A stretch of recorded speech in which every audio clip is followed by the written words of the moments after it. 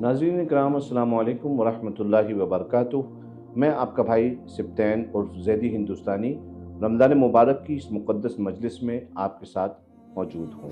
हज़रत गिरामी, रमज़ान के अंदर दुआएँ बिल यकीन कबूल होती हैं। सवाल ये करना है हमको अपने आप से कि क्या हम वाकई दिल से दुआ मांग रहे हैं।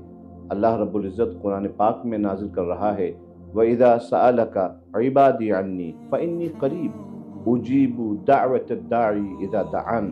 सूरह बकरा की 186वीं आयत है, जिसमें अल्लाह ताला इरशाद फरमाता है, ए महबूब, जब तुमसे मेरा बंदा मेरे बारे में पूछे तो बेशक मैं अपने बंदे से करीब हूँ और उसकी दुआ को कबूल करता हूँ जब वो मुझसे मांगता है।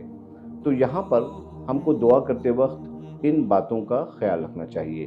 पहली बात तो ये कि हमारे दिल में ये यकीन होना चाहिए कि जो हम दुआ कर रहे हैं, मांग रहे हैं अल्लाह की बारगाह में, तो अल्लाह ज़रूर ज़रूर उसको सुनता है।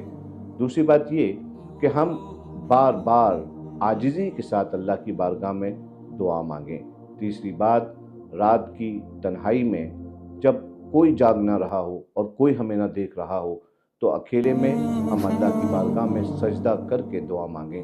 अल्लाहुम्मा इन्ना नस्अलुकल जन्ना व नऊज़ु बिका मिनन नार। आमीन या रब। वस्सलाम माल इहतराम।